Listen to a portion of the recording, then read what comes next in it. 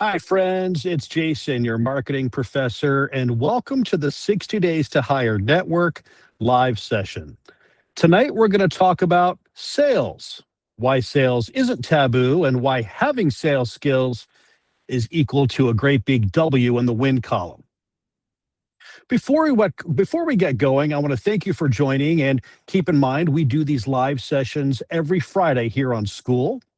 And if you're joining on YouTube, the link to your free membership to the 60 Days to Hire community is located below this video. If you want some little news and nuggets throughout the week, I have a Substack newsletter under the Marketing Professor, and I drop short notes from this live session throughout the week, building up to this meeting every Friday, and a short article that drops on Monday on Medium, talking a little bit more about what we discuss every evening. What do you say? Let's get started. When you hear the word sales, let's face it, you get a little uneasy in your chair. And there's probably some thoughts going through your mind of what a salesperson is. They dress bad. They got the gold chains. What do I got to do to make a deal today? And they're going to make you buy something that you don't want. Unfortunately, that stereotype is alive and well, but it is just a stereotype. There are people who sell with ethics and values behind. And of course, like any industry, there's a few bad actors. But I want you to think about sales for just a second. You have sold yourself before. This is something that we're doing right now. I mean, in a perfect world, you want a company to buy you, right? And you want them to pay you top dollar. Is that really that different than any other sales organization? Think about a wristwatch, a luxury watch, maybe just a plain one that you get at your department store. The whole goal is to offer a product that you purchase for more than it costs them to make it so that they earn a profit.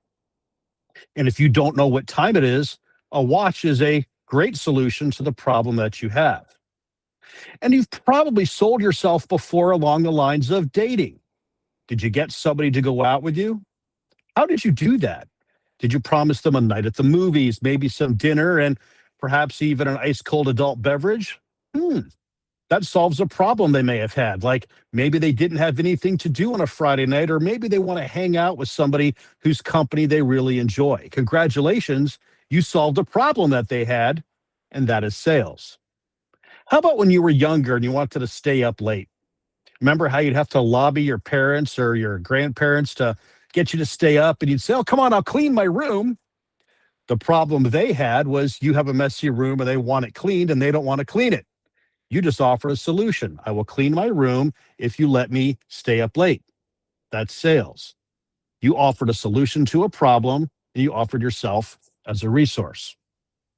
So let's lean into what you're going to do to learn to sell yourself. At the end of the day, sales is pretty basic. A company, in this particular case, has a problem. They may not even know they have a problem. But what you are is the solution to that problem. And what you need to do in a couple of ways through conversation, through your unique selling propositions, things we've talked about already, is to connect the dots, the company's problems, and you to the solution. When you can solve a problem that a company has, even if they don't know they have it yet, you can name your own price point. Sure, there's going to be those times where they say, "Hey, we've only got a $100,000 budget. You want $6 million." And that's a different level of discussion, but there are ways to overcome that objection. And we'll talk more about that in the next couple of weeks. But in the meantime, I want you to think about this as you're looking for roles and you're frustrated of where you are right now. Think about and take your journal, got mine, and write down the problems your skill set solves. Do you have an innate ability to make a company money? Do you have the ability to attract the right people to a workforce? Do you have the ability to build a team of high performers, to increase revenue, to reduce costs? What does that look like? If you are that person, then it's just a matter of telling the hiring manager, in some cases even the recruiter, what skills you have and how you can serve their big underlying interests. Now you're probably saying, "Well, how do I know what they really need?" Let's lean into artificial intelligence for a minute. Take a look at the role that you're applying for, take it and drop it into your favorite AI tool, and ask your favorite AI tool, What are the particular needs of this role? What are the problems this role solves? And it's going to give you a list. Ask for three. When it gives you three, ask for three more, and then ask for three more after that. At that point, you've got nine. Okay. And then have it pick, and you can look at this list of nine, the three most important, and ask your AI tool, rank these nine solutions or these nine problems from one to nine, one being the most important, nine being the least important. And then when you're talking to a hiring manager and they are talking to you about the role and asking you their cookie cutter questions, the time is going to come for you to ask a question. Never say you don't have questions. Bring them a question. Say, what would you say is the number one challenge this team or your organization or this entity, whatever you're applying for, is having right now? What would you say would be the best solution to that problem? And what's preventing them from getting there right now? With those three questions, you have just asked them to tell you their problem, what's getting in the way, and what the solution looks like.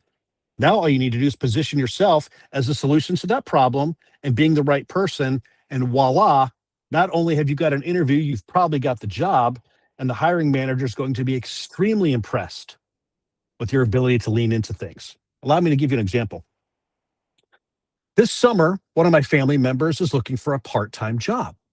So they found a couple of opportunities at one of the outlet malls near our house.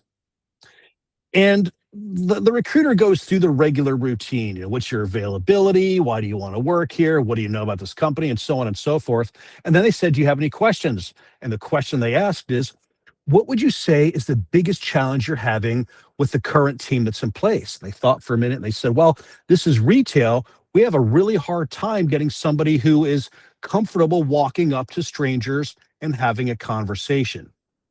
Just like that, the solution to the problem. Well, I don't have any problem talking to people. As a matter of fact, I've been working in marketing. I've been working in sales. I've been working as a speaker. Those objections were completely wiped off the table because they were able to position themselves as a solution to the problem. Not only did they get the job, they got the job for darn near management pay because they have an ability to talk to a stranger and make them feel welcome in a store. And when a stranger feels welcome in a store, they're more prone to spend money. Now that person is a conduit, a link between the business and the revenue that they crave. Solving the problem the customer had to think about and learn that they have, and suddenly you're selling yourself in exchange for money. They're giving your time, and they're getting paid, and you're getting paid handsomely to support them. Now, how nice is that? What's the difference between exchanging your money for an automobile, your money for a slushie, or yourself for money? Sales is not taboo. If you can learn to sell yourself, I promise you, you will never be hungry. Friends, if you know somebody who's having a hard time at their job, do me a favor. Share with them your link to the free membership to the 60 Days to Hired community, and let's get together and talk often about the challenges you're having and how you can position yourselves as the only solution to a company's problems. That's where the happiness starts. That's where you find a job that gives you meaning, and that's where you're paid what you're finally worth. Next week, we're going to do this all over again, and we're going to talk about how to target the right managers. These are the people whose problems you're going to solve, and they're going to say, you're hired. And I'll tell you how to find those people next week. Thanks a lot for joining me. I'll see you next time. See ya.